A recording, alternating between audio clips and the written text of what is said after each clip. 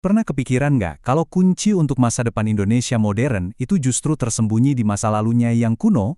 Nah, hari ini kita bakal bedah ide menarik ini yang dasarnya dari diskusi mendalam para sejarawan Peter Carey dan Asisi Suharyanto. Oke, langsung aja kita mulai ya. Akar masalahnya yang sebenarnya dialami banyak banget negara bekas jajahan adalah apa yang disebut krisis identitas. Menurut filsuf Frantz Fanon, krisis ini tuh biasanya punya 3 gejala utama.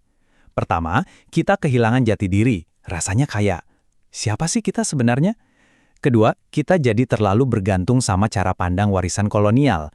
Dan yang ketiga, kita mewarisi sistem yang serba ekstraktif. Maksudnya, ekonomi yang cuma mikirin ngeruk sumber daya alam, tanpa mikirin dampaknya ke lingkungan.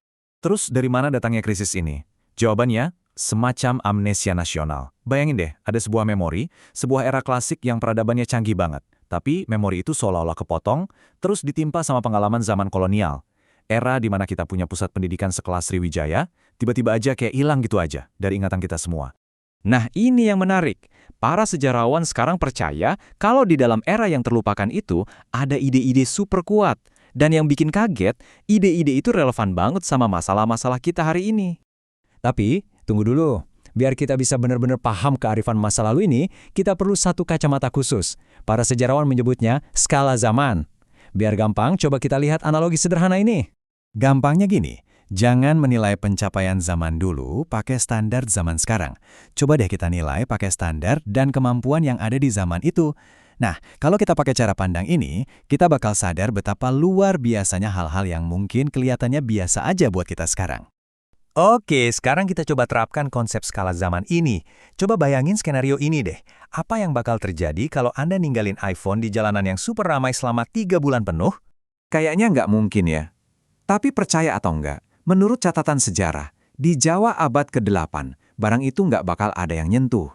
Sama sekali. Ini bukti masyarakat yang punya rasa hormat luar biasa pada hukum. Sampai-sampai properti pribadi itu aman banget. Dan ini bukan di negara maju zaman sekarang loh. Ini di Jawa berabad-abad yang lalu. Kok bisa begitu? Nah, rasa saling percaya di masyarakat itu ternyata dibangun di atas sistem politik yang unik banget.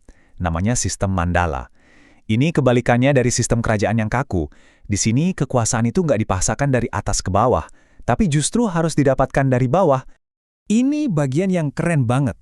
Sistem ini intinya adalah meritokrasi murni. Kekuasaan itu benar-benar datangnya dari rakyat. Jadi seorang pemimpin itu sah berkuasa bukan karena dia anak raja, tapi karena kemampuannya, karena tindakannya.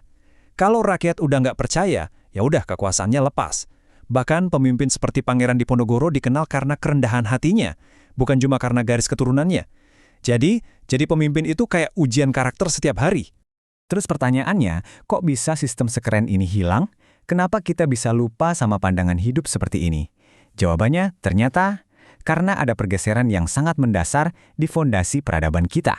Jadi ada yang namanya aksis mundi, atau gampangnya poros dunia. Dulu porosnya itu spiritualitas. Tujuannya apa? Harmoni.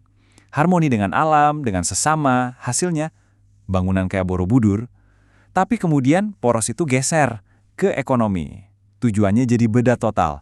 Ekstraksi, pertumbuhan, pokoknya untung. Hubungan manusia sama alam jadi berubah drastis. Nah, di pusat pandangan dunia yang lama itu, ada filosofi yang dalam banget soal keterhubungan, konsep buana agung dan buana alit. Intinya, alam semesta dan diri kita itu satu, terbuat dari elemen yang sama. Jadi, kalau kita merusak alam, ya sama aja kita merusak diri kita sendiri. Keren kan? Ini bukan cuma dongeng, tapi benar-benar jadi panduan hidup. Dari filosofi tadi, lahirlah prinsip hidup yang super praktis. Secukupnya. Ini bukan berarti hidup miskin atau kekurangan ya. Sama sekali bukan. Ini soal kebijaksanaan.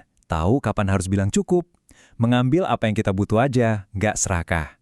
Jadi, ini soal tahu diri dan mikirin masa depan. Jadi intinya apa? Apa yang bisa kita lakukan sekarang? Nah, di sini ada semacam cetak biru buat masa depan. Kuncinya bukan kembali ke zaman batu, tapi menggabungkan yang terbaik dari dua dunia. Kita ambil lagi nilai-nilai inti dari masa lalu, kita terapkan lagi prinsip secukupnya, tapi kita padukan dengan inovasi dan ekonomi modern. Ciptakan sesuatu yang baru yang selaras sama alam. Ini bisa jadi jalan baru buat Indonesia. Tapi ini juga ninggalin satu pertanyaan besar buat kita semua, dimanapun kita berada. Coba kita renungkan, kearifan kuno apa lagi ya, yang tanpa sadar udah kita lupakan? Padahal mungkin disitulah jawaban dari semua masalah besar kita hari ini.